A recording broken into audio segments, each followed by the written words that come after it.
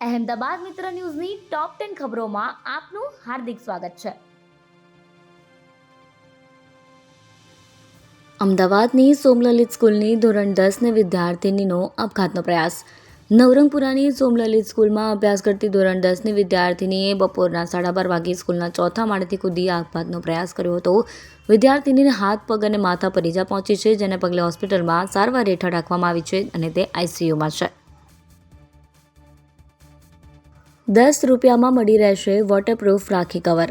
Ahmedabad GPO અને નવરંગપુરા હેડ post office ખાતે ખાસ રાખડી કાઉન્ટરનું ઉદ્ઘાટન કરવામાં આવ્યું છે. અમદાવાદના ખાનપુરમાં આવેલા જનરલ પોસ્ટ ઓફિસ જીપીઓમાં ખાસ રાખડીઓ માટે વિશેષ કાઉન્ટર ઊભા કરવામાં આવે છે. આ વર્ષે બહેનો પોતાના ભાઈને વોટરપ્રૂફ ડિઝાઇનર કવરમાં રાખડીઓ મોકલી શકે એવી વ્યવસ્થા પોસ્ટ વિભાગ દ્વારા કરવામાં આવી છે. આ સાથે જ બહેનો ભાઈને રાખડી સાથે ભેટ સોગાદ પણ મોકલી શકે તેના માટે વિશેષ ગિફ્ટ બોક્સ પણ લોન્ચ કરવામાં આવ્યા છે. સ્કૂલમાં પ્રથમ વખત વિદ્યાર્થીલક્ષી એઆઈ ફેસ્ટિવલનું આયોજન. અમદાવાદની સ્કૂલમાં પ્રથમ વખત વિદ્યાર્થીલક્ષી એઆઈ ફેસ્ટિવલનું આયોજન કરવામાં આવ્યું હતું. ભવિષ્યના કૌશલ્યો સાથે વિદ્યાર્થીઓને સજ્જ કરવાના ઉદ્દેશથી 4 કલાક માટે એઆઈ ફેસ્ટનું આયોજન કરવામાં આવ્યું. એક સાથે 1100 બાળકોને લેપટોપ તથા મોબાઈલ સાથે બેસાડીને એઆઈના ટૂલથી અલગ અલગ 15 પ્રકારના ટૂલ શીખવાડવામાં આવ્યા હતા.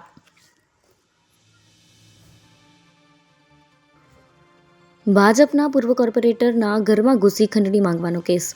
અમદાવાદના નવરંગપુરામાં રહેતા 31 વર્ષીય આરોપી મોહન દેસાઈ સામે નારણપુરા પોલીસ મથકે તાજેતરમાં જ પૂર્વ ભાજપ કોર્પોરેટરના ઘરમાં ઘૂસીને મારામારી કરી તેમજ ખંડણી માંગવાની ફરિયાદ નોંધાઈ હતી, જેની પોલીસે ધરપકડ કરી. આરોપી હાલ જેલમાં બંધ છે, ત્યારે તેને અમદાવાદ મેટ્રો કોર્ટમાં ચાર્જશીટ પહેલા જામીન અરજી કરી દીધી હતી, જેને કોર્ટે નકારી છે. વસ્ત્રાલ, રામોલ અને ચાંદખેડામાં દારૂના તસ્કરો પર પોલીસની ટ્રિપલ રેડ.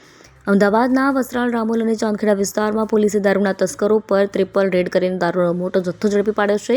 ક્રાઇમ બ્રાન્ચે બાથરૂમમાં બનાવેલા ગુપ્તખાનામાંથી દારૂનો જથ્થો જપ્ત કર્યો છે, જ્યારે રામોલ પોલીસે પતિ, પત્ની અને પુત્રીને દારૂના જથ્થા સાથે ઇકો કારમાંથી ઝડપી લીધા છે.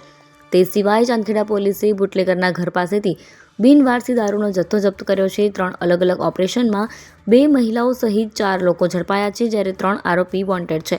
સ્થાનિક પોલીસે વિવિધ જગ્યાઓમાં રેડ કરીને દારૂનો જથ્થો ઝડપી લેવાનું શરૂ કરતા બુટલેગર્સમાં ફફડાટ વ્યાપી ગયો છે. દશામાની પૂજા કરવા ગયેલા માતા પુત્રનું મોત. અમદાવાદના નોબલનગર વિસ્તારમાં ભદ્રેશ્વર નજીક દશામાતાના મંદિરે પૂજા કરવા આવેલા માતા પુત્રનું સાબરમતી નદીમાં ડૂબી જવાથી મૃત્યુ થયું છે. મંદિરે પૂજા કરીને માતા નદીમાં નાહવા ગયા હતા. દરમિયાન ડૂબવા લાગતા પુત્ર તેમને બચાવવા માટે નદીમાં કૂદ્યું. જોકે બંને બહાર નીકળી નહોતા શક્યા, તેથી સ્થાનિક લોકો દોડી આવ્યા અને ફાયર બ્રિગેડને જાણ કરી. ફાયર બ્રિગેડની ટીમ દ્વારા બંનેની લાશને નદીમાંથી બહાર કાઢી હતી. આ મામલે પોલીસને જાણ થતાં પોલીસ પણ ઘટનાસ્થળે પહોંચી હતી.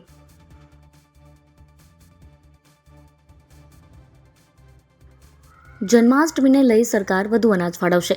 રાજ્યના અંત્યોદય અને બીપીએલ પરિવારો જન્માષ્ટમીના તહેવારો વધુ સારી રીતે ઉજવી શકે એવા ઉમદા હેતુથી આ પરિવારોને રાહત દરે વધારાની ખાંડ અને ખાદ્યતેલ વિતરણ કરવાનો રાજ્ય સરકારે નિર્ણય કર્યો છે. આ માટે આગામી ઓગસ્ટ માસના પ્રારંભથી જ રાજ્યમાં 75 લાખથી વધુ રેશન કાર્ડ ધારકોના 3.18 કરોડથી વધુ સભ્યોને સસ્તા દરે અનાજ વિતરણ શરૂ કરાશે. આંગણવાડી માટે સૌથી વધુ 828 કરોડ ગુજરાતમાં ખર્ચાયા નથી. કેન્દ્ર. ગુજરાતમાં 53,000 આંગણવાડીમાંથી 2,788માં કોઈ વર્કર નથી, જ્યારે 4,168 આંગણવાડીમાં કોઈ હેલ્પર પણ નથી.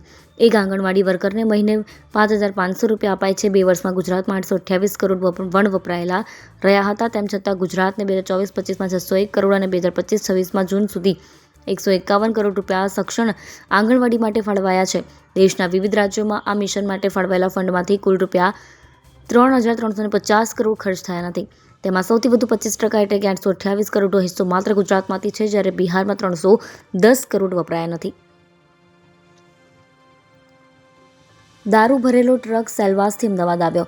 શહેરથી 400 કિલોમીટર દૂર સેલવાસથી ડુંગળીના કટ્ટા પાછળ છુપાવીને ટ્રક કન્ટેનરમાં લવાયેલી દારૂની 18,000 બોટલ પકડાઈ છે. જિલ્લા એલસીબીની ટીમે બગોદરા તારાપુર રોડ પરથી ટ્રક પકડી પાડ્યો હતો. દારૂનો જથ્થો મોકલનારા ટ્રક માલિકે ડ્રાઈવરને ગોંડલ સુધી ટ્રક લઈ જવા કહ્યું હતું. પોલીસે રૂપિયા 1.04 કરોડનો દારૂ ટ્રક સહિત કુલ રૂપિયા 1.24 કરોડનો મુદ્દામાલ કબજે કર્યો હતો. જિલ્લા એલસીબીના પીઆઈ આર.એન. કરમટિયાને મળેલી બાતમીના આધારે તેમણે દ્વારકેશ હોટલ પાસે વોચ ગોઠવી હતી. આ દરમિયાન ત્યાં આવેલા ટ્રક કન્ટેનરને રોકીને તપાસ કરતા ડુંગળીના કટ્ટા મળી આવ્યા હતા.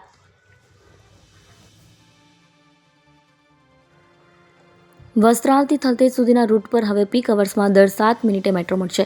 મેટ્રોમાં પેસેન્જરોની સતત વધી રહેલી સંખ્યાને પગલે હવે ઈસ્ટ વેસ્ટ કોરિડોરમાં વસ્ત્રાલ ગામથી થલતેજ ગામ સુધીના રૂટ પર મેટ્રોની ફ્રીક્વન્સી વધારવાનો નિર્ણય લેવાયો છે.